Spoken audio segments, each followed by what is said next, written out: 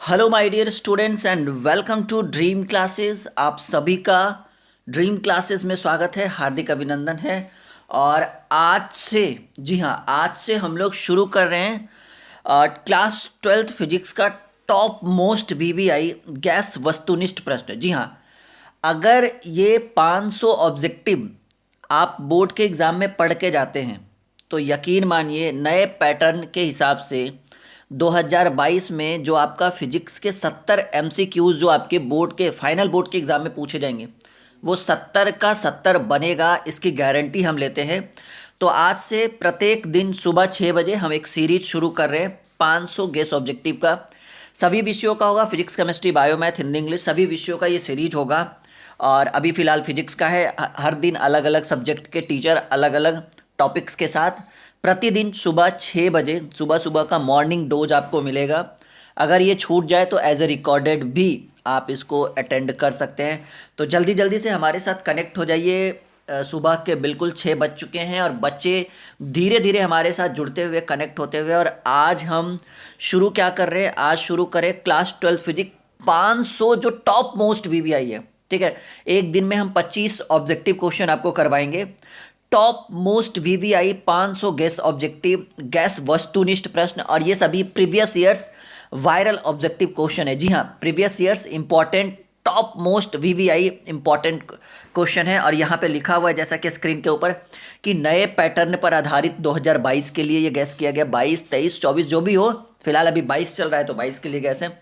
और 500 में, जी हाँ, 500 में 70 ऑब्जेक्टिव जो है वो बोर्ड के एग्ज़ाम में आने का बिल्कुल दावा करते हैं हम कि अगर ये 500 ऑब्जेक्टिव बच्चा पढ़ता है तो 500 में 70 का 70 एक भी क्वेश्चन इधर उधर नहीं जाएगा।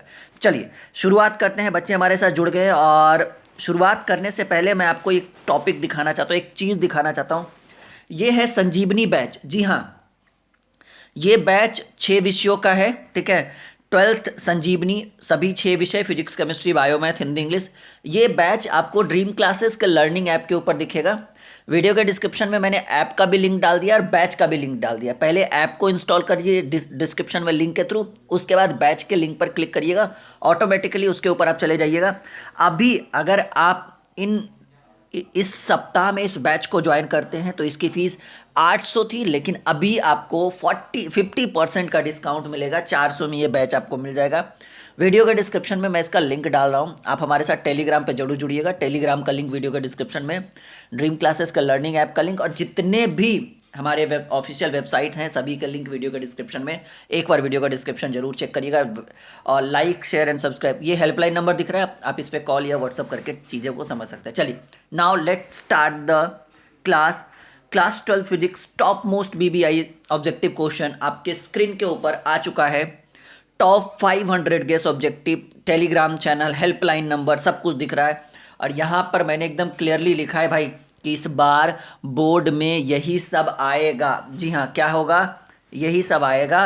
और बिल्कुल गारंटी के साथ, कितने परसेंट, 100% गारंटी के साथ मैं आज की क्लास की शुरुआत करता हूँ। रेडी है आप सभी लोग? चलिए शुरू करते हैं। पहला सवाल, कूलाम्ब बल किस तरह के बल का उदाहरण है? केंद्रीय बल, विद्युत बल, दोनों, या इनमें से कोई नहीं? 4 विकल्प आपके स्क्रीन के ऊपर है। फटाक से बताइए कि कूलाम्ब बल जो है वो किस प्रकार के बल का उदाहरण है। तो बच्चे फटाफट हमारे साथ जुड़े हुए हैं, और इसका राइट आंसर जो होगा, सबको पता है कि कूलाम्ब बल केंद्रीय बल और विद्युत बल दोनों होता है, इसलिए हम पहला का राइट आंसर सी टिक करेंगे कि कूलाम्ब बल जो है वो केंद्रीय बल विद्युत बल दोनों है, यानी C is the right answer of this question. फटाफट कॉपी में नोट करते रहिए। और इसका अगर पीडीएफ चाहिए तो संजीवनी बैच में हर चीज का पीडीएफ, ड्रीम क्लासेस पे जितनी भी क्लासेस होती है ना, सभी का पीडीएफ संजीवनी बैच के अंदर आपको मिलेगा, ये गारंटी है। तो आप संजीवनी बैच को जरूर ज्वाइन करिएगा, वीडियो के डिस्क्रिप्शन में मैंने लिंक डाल दिया। दूसरा सवाल, स्थिर विद्युत क्षेत्र कैसा होता है? भाई बहुत बेहतरीन बेहतरीन MCQs, top most VVI objective हम आपके लिए लेकर आए हैं, और बिल्कुल ठीक है, दमदार क्वेश्चन है, आएगा तो आएगा, बोर्ड के एग्जाम में लिख के ले लो। स्थिर विद्युत क्षेत्र कैसा होता है? संरक्षी, असंरक्षी, कहीं संरक्षी कहीं असंरक्षी, इनमें से कोई नहीं। दूसरा सवाल देखिए, सबको पता है, बेहतरीन सवाल है, डिमांडेबल क्वेश्चन है, प्रीवियस ईयर्स पूछा गया है, और जितने भी 500 MCQs है ना, उसमें 70% क्वेश्चन हम प्रीवियस ईयर्स लेकर आए। और इन सबों का PDF टेलीग्राम पे आपको मिलेगा। टेलीग्राम पर आप सर्च करिए ड्रीम क्लासेस, नहीं तो वीडियो के डिस्क्रिप्शन में लिंक है। और 2 का राइट आंसर भी ए होगा कि स्थिर विद्युतीय क्षेत्र जो होता है वो संरक्षित होता है। आप हमारे साथ टेलीग्राम पे जरूर जुड़िएगा, वीडियो के डिस्क्रिप्शन में लिंक है, ठीक है। तीसरा सवाल, बहुत बेहतरीन सवाल। सवाल थोड़ा सा मैं जूम आउट कम करूं, हाँ जी, चलिए, ये दिख रहा होगा बच्चों को। तीसरा सवाल बहुत बेहतरीन कर रहा है कि स्थिर कूलाम जो होता है वो कितने के बराबर होता है, कितने कूलाम के बराबर होता है स्थिर कूलाम। तीसरा सवाल, 4 विकल्प आपके स्क्रीन के ऊपर ये रहा, बिल्कुल बताइए what is the right answer of this question. स्थिर कूलाम जो होता है वो कितने कूलाम के बराबर होता है। तो तीसरा क्वेश्चन का राइट आंसर होगा कि सर जी, स्थिर कूलाम जो होता है 3 × 10⁹ कूलाम के बराबर होता है। और मुझे पता है कि बच्चे एकदम गतिशीलता प्रदान करते हुए फटाफट आंसर दे रहे हैं। सुबह सुबह का ये स्पेशल डोज है भाई, ये कभी भी आप पढ़ सकते हो, लेकिन मैं सुबह सुबह लेकर आता हूँ, ठीक है। सुबह 6 बजे आप रोज जग जाइएगा इस क्लास को अगर करना है। और हाँ, हर दिन अलग अलग सब्जेक्ट के टीचर अवेलेबल होंगे, physics, chemistry, bio, math, Hindi, English, ठीक है। लेकिन टाइम बिल्कुल फिक्स है, सुबह 6 बजे का ये डोज है, सुबह 6 बजे का ये मॉर्निंग स्पेशल क्लास है। और बिल्कुल इसलिए मैंने ऑब्जेक्टिव रखा है क्योंकि सुबह सुबह चीज़ें बहुत बेहतरीन ढंग से माइंड के अंदर सेट होता है, बैकग्राउंड नॉइज बिल्कुल कम रहता है। तो ऐसे कंडीशन में क्वेश्चन आपके माइंड में जाएगा। अच्छा, ये कोई बात नहीं है। कह रहा है यदि गोले पर आवेश 10 μc माइक्रो कूलाम हो तो उसकी सतह पर विद्युतीय फ्लक्स का वैल्यू कितना होगा। देखो, ये 2 ऑप्शन आपको यहाँ दिख रहा है, 2 ऑप्शन आपको नीचे दिख रहा है। पहला ऑप्शन है 36 pi into 10⁻⁻⁴ newton metre square पर कूलम। दूसरा ऑप्शन है 36 pi into 10⁻⁴ newton metre square पर कूलम। तीसरा ऑप्शन है 36 pi into 10⁻⁶ newton metre square पर कूलम। और चौथा ऑप्शन है 36 पाई इंटू 10⁻⁻⁶ मीटर स्क्वायर पर कूलम। 4 विकल्प आपके स्क्रीन के ऊपर है और क्वेश्चन बहुत बेहतरीन है जी, ठीक है। चौथा सवाल आपके स्क्रीन के ऊपर है और इसका जो राइट आंसर होगा कि यदि गोले पर आवेश जो है, ये एक न्यूमेरिकल है, हालांकि हम यहाँ पे न्यूमेरिकल सॉल्व कर नहीं सकते हैं, कि यदि गोले पर आवेश 10 माइक्रो कूलाम है, उसकी सतह पर विद्युतीय flux 36 pi into 10⁻⁴ newton metre square प्रति कूलाम। एक बेहतरीन सवाल, बहुत ही इंटरेस्टिंग क्वेश्चन है ये आपके लिए, ठीक है। आगे बढ़े, चलिए आगे बढ़ते हैं 5वें सवाल की ओर अगर हम प्रस्थान करें तो 5वां सवाल बहुत इंपॉर्टेंट है कि मुक्त आकाश की प्रावैधुता, जिसको हम कहते हैं इप्सिलॉन नोट होता है, कितना होता है भाई। मुक्त आकाश की प्रावैधुता, इप्सिलॉन नोट जो होता है वो कितने के बराबर होता है। 5वां सवाल, मुक्त आकाश की प्रावैधुता। 4 विकल्प आपके स्क्रीन के ऊपर बिल्कुल शो कर रहा है, बताइए कि क्या होगा राइट आंसर। बच्चों फटाफट बताइए कि क्या होगा राइट आंसर। 5वां सवाल, मुक्त आकाश की प्रावैधुता। बच्चे फटाफट आंसर दे रहे हैं, ज़्यादा गतिशील, थोड़ा गति लाइए, फटाफट आंसर दीजिए, ठीक है। और हाँ, टेलीग्राम के ऊपर मैंने क्विज भी शुरू कर दिया है, तो अगर आपको क्विज करना है तो वीडियो के डिस्क्रिप्शन में टेलीग्राम का लिंक है, फटाक से जुड़िए आप हमारे साथ, ठीक है। जल्दी से बताइए मुक्त आकाश की प्रावैधुता। एक क्विज, टेलीग्राम क्विज करके एक नीचे लिंक होगा, ठीक है, ड्रीम क्विज ऐसे करके, उसको भी ज्वाइन करिएगा क्योंकि वहाँ पे क्विज करवाया जा रहा है बिल्कुल फ्री ऑफ कॉस्ट, ठीक है। अगर आपको क्विज करना है फ्री ऑफ कॉस्ट तो नीचे क्विज वाले में जाइए, डिस्क्रिप्शन में चेक करिए। चलिए, मुक्त आकाश की प्रावैधुता 8.85 इंटू 10⁻⁻12 फैराडे, FM इनवर्स इसको बोलते हैं, FM इनवर्स इसको बोल सकते हैं, ठीक है। क्लियर है। चलो भाई, छठा सवाल। 4 विकल्प आपके स्क्रीन पर कि एक आवेशित चालक की सतह के किसी बिंदु पर विद्युतीय क्षेत्र की तीव्रता जो होती है वो कैसी होती है।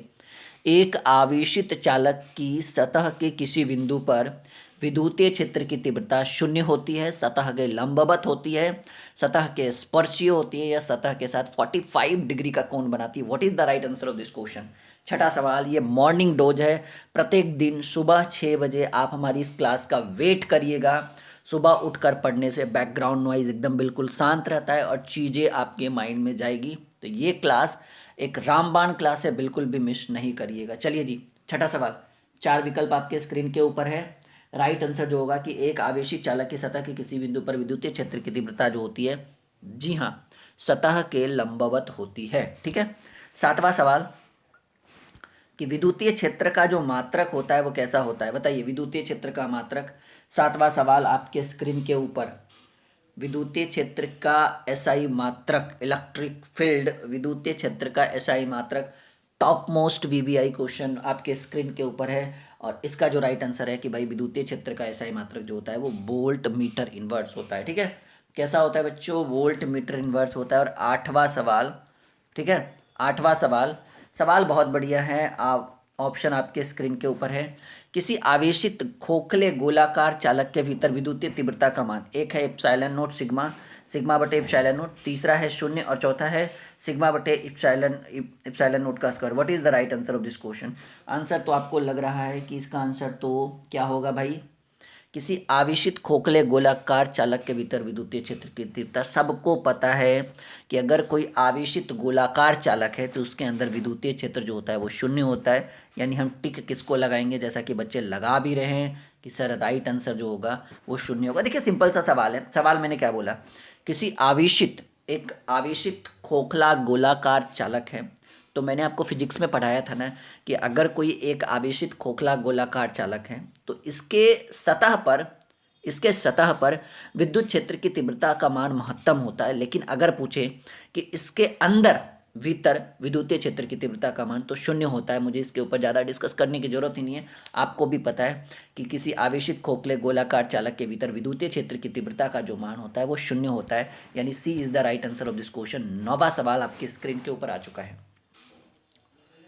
एक आवेशित चालक का क्षेत्र आवेश घनत्व, ठीक है, सिग्मा है, तो इसके पास विद्युतीय क्षेत्र का मान कितने के बराबर होगा? एक आवेशित चालक का क्षेत्र आवेश घनत्व अगर सिग्मा है तो इसके पास विद्युतीय क्षेत्र का मान कितने के बराबर होगा? 9वां सवाल, 4 विकल्प आपके स्क्रीन के ऊपर।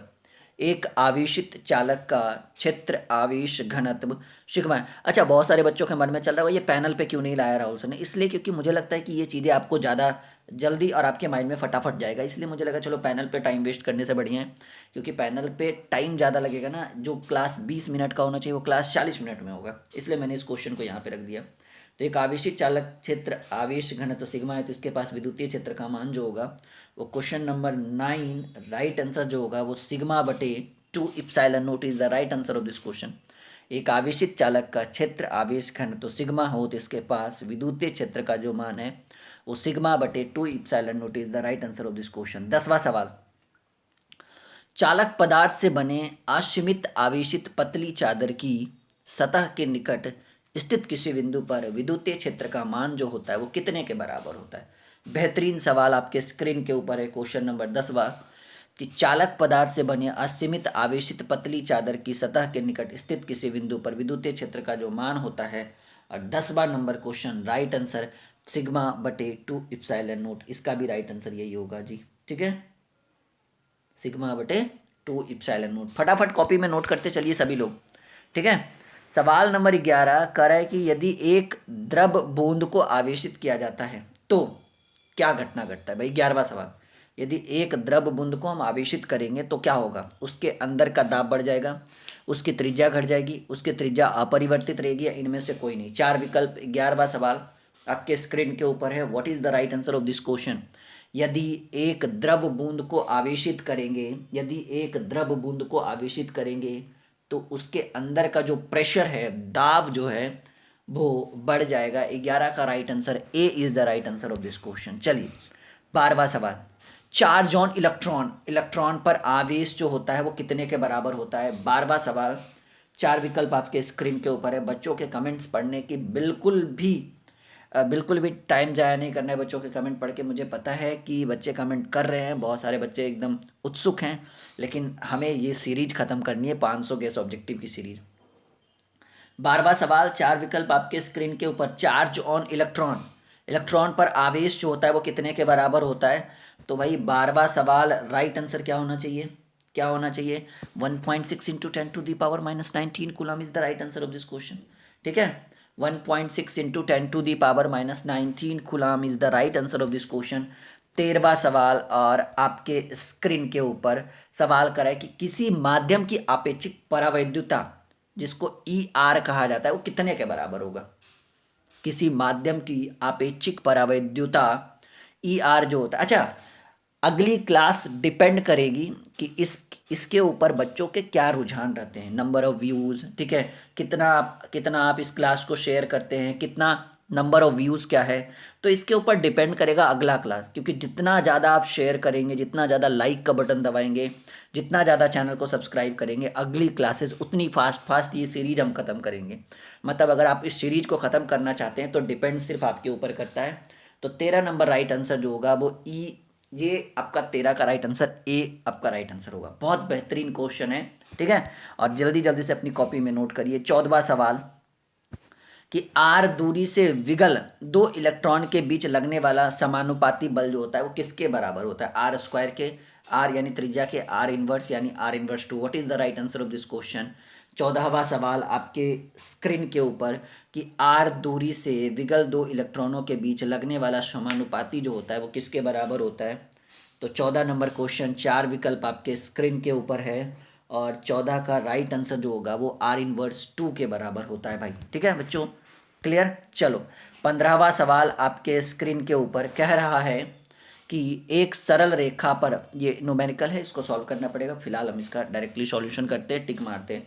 एक सरल रेखा पर बराबर दूरी पर स्थित तीन बिंदु क्रमशः +3q, +q और q आवेश रखे जाते हैं। यदि +q पर कुल परिणामी बल शून्य होता है तो कैपिटल Q का मान क्या होगा? राइट आंसर क्या होगा? 15 नंबर क्वेश्चन, बहुत बढ़िया क्वेश्चन है जी। राइट आंसर जो होगा वो सर वो होगा 15 का ए, +3q is the right answer of this question. 15 का राइट आंसर ए हो गया, ठीक है बच्चों। चलिए 16 नंबर क्वेश्चन कर रहा है कि किसी अनावेशित वस्तु पर 1 कूलाम आवेश होने के लिए उसमें निकाले गए इलेक्ट्रॉनों की संख्या कितनी होगी? वीवीआई। चलिए नोट करिए, ये क्वेश्चन बहुत इंपॉर्टेंट है, सवाल बहुत बेहतरीन है। किसी अनावेशित वस्तु पर 1 कूलाम आवेश होने के लिए उसमें से निकाले गए इलेक्ट्रॉनों की संख्या जो है वो कितने के बराबर होगी? तो उसमें से जो है इलेक्ट्रॉनों की संख्या वो बराबर होगी, फटाफट बताइए। अच्छा, दो ही ऑप्शन दिख रहा है, दो नीचे दिख रहा है आपको, ठीक है, दो है इधर, ये 6.23 इंटू 10⁻18, फिलहाल यही दो में आपका आंसर है। तो 16 का जो राइट आंसर होगा वो होगा ए। जी हाँ, 16 का राइट आंसर ए होगा। 6.25 इंटू 10⁻18, ठीक है। चलिए आगे बढ़े। 17 नंबर क्वेश्चन, इप्साइलन नोट का जो मात्रक होगा वो कितने के बराबर होगा भाई? इप्साइलन नोट का मात्रक होता है newton metre inverse, FM inverse, coulomb, CV inverse या none of these. 17 number question, 4 विकल्प आपके स्क्रीन के ऊपर। तो राइट आंसर जो होगा इप्सिलॉन नोट का मात्रक होता है FM inverse is the right answer of this question. बेहतरीन सवाल। 18वां क्वेश्चन कि प्रावैद्युता का एसआई मात्रक क्या होगा? प्रावैद्युता का एसआई मात्रक क्या होगा? जल्दी बताइए, प्रावैद्युता का एसआई मात्रक क्या होगा? और सभी बच्चे नीचे कमेंट बॉक्स में कमेंट करके बताइएगा। लाइव चैट में नहीं, कमेंट बॉक्स में कमेंट करके बताइएगा कि आज की क्लास कैसी रही और अगला क्लास आपको क्या बहुत एकदम रेगुलर चाहिए या अल्टरनेट चाहिए। रेगुलर और अल्टरनेट ये डिपेंड करेगा आपके आपके फीडबैक के ऊपर, कितना लाइक करते हैं, कितना शेयर करते हैं, कितना ज़्यादा से ज़्यादा दबा के शेयर करते हैं, उसी हिसाब से ये क्वेश्चंस आपके स्क्रीन पर आएंगे। तो 18वां सवाल, 4 विकल्प आपके स्क्रीन के ऊपर। तो राइट आंसर जो होगा 18 का, ठीक है, वो राइट आंसर हो जाएगा, ठीक है, coulomb inverse, newton inverse, metre inverse 2, ठीक है। तो 18 का राइट आंसर ये होगा 18, हाँ बिल्कुल सही है, कोई दिक्कत नहीं मुझे लगा। चलिए आगे बढ़े। 19वां नंबर क्वेश्चन, 19वां सवाल कह रहा है कि किसी घिरे हुए बंद पृष्ठ पर विद्युतीय फ्लक्स के भीतर स्थित आवेश का जो होता है वो कितने 1/ε0 गुना, किसी घिरे हुए बंद पृष्ठ पर विद्युतीय फ्लक्स के भीतर जो स्थित आवेश का जो होता है वो कितने गुना के बराबर होता है? 1/ε0 गुना ε0 4πε0 1/4πε0, कितने गुना के बराबर होता है? 19 नंबर क्वेश्चन, राइट आंसर क्या होगा? फटाफट बताइए। राइट आंसर जो होगा वो होगा 1/ε0 गुना के बराबर होगा, ठीक है।